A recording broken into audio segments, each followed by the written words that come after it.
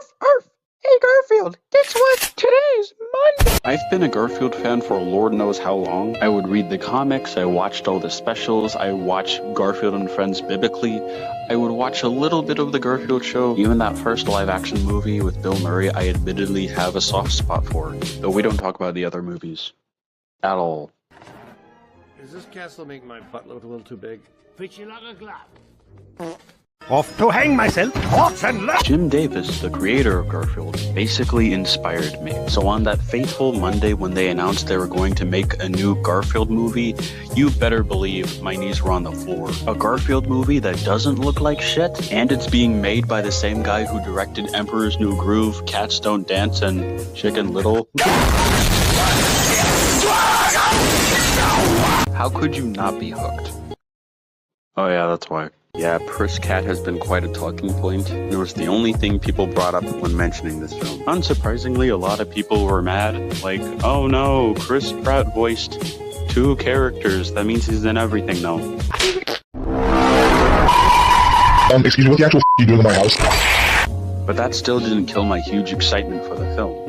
We would later get more casting announcements, more leaks were shown, and on a goddamn Monday, they finally released the first trailer. I naturally went insane over this. Like, finally, a Garfield adaptation that looks like it will be on the same level as the Peanuts movie or Captain Underpants. The Willoughbys, no one talks about that for some reason. It looked like it was actually made with love and passion, unlike some other adaptations we shall not name, Jesus Christ. I was thirsting for more Garfield movie content at that point. We get a few more trailers, lots of ads, a bunch of merchandise, a bunch of movie posters, even a hotel room, an Olive Garden collaboration I went to on my birthday, a bunch of stuff we don't need to mention, and then the film actually came out, and I'm not trying to be funny here, but this actually might be my favorite film of the year. Okay, don't crucify me. Inside Out 2 is great, Kung Fu Panda 4 was fine. Are you pointing at me?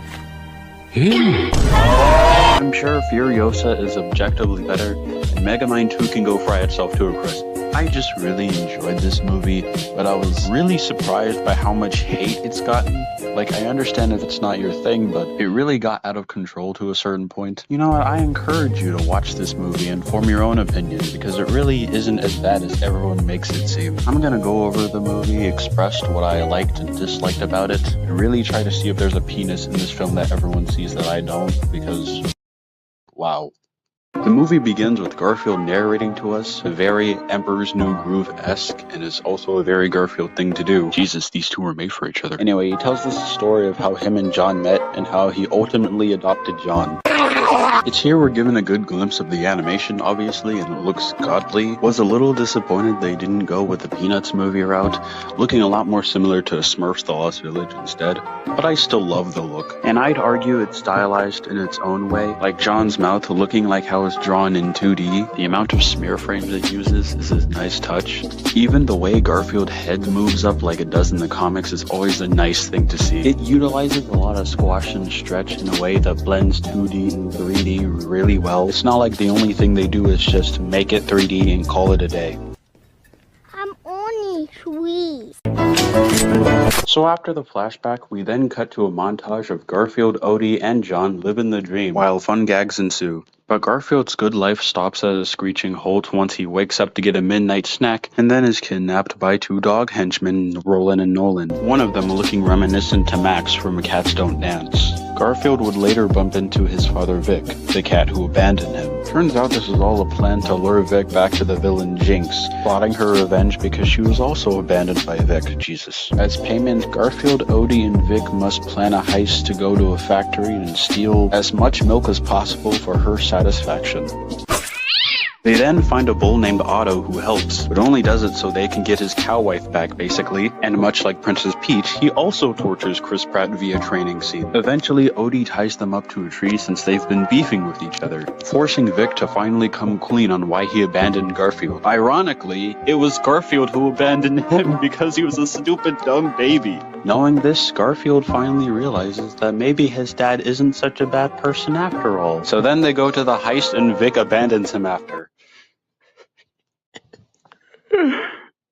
This dude. Yeah, this was the most predictable part of the movie, I'll give it that. But then Garfield comes across these pound kitties, and one of them is voiced by Snoop Dogg. Haha, I get it, because he's a giraffe. He talks to them because they were all abandoned by Vic at some point. They even mention that Vic bails on them just to check on his son. And to prove it, he scratched a bunch of lines on a giant tree. But Garfield doesn't believe it one bit. And then John takes him home, and then he finds out that it was true. He does care about Garfield. Unfortunately, they find out that Vic has been kidnapped by Jinx and his goons. But luckily, find Otto to help Garfield get him back. One awesome climax on a train later. No, seriously, I actually really like this climax. Jinx gets defeated. They give her to the milk factory as payment for the cow wife, and they have cow sex off screen. Garfield and Vic go their separate ways before Odie basically forces Garfield to bring him back. They hug it out, reunite with John, Garfield cooks like shit, and they all live happily ever after until the potential sequel where Norm Nat is the villain. So what were the actual problems I had with the film? Oh yeah, John's barely in the thing. Where's my sexy Tumblr man? It's the Mario movie problem all over again. Like Luigi, all the screen time we actually got of him, I love. Though at least this film doesn't advertise it as the Garfield and John movie, like how Mario advertised it as the Super Mario Bros. Movie. Yeah, that's really it. Let's dive into the characters, shall we? Garfield is just as good as ever in my opinion, though slightly whiny at points. It is kinda understandable.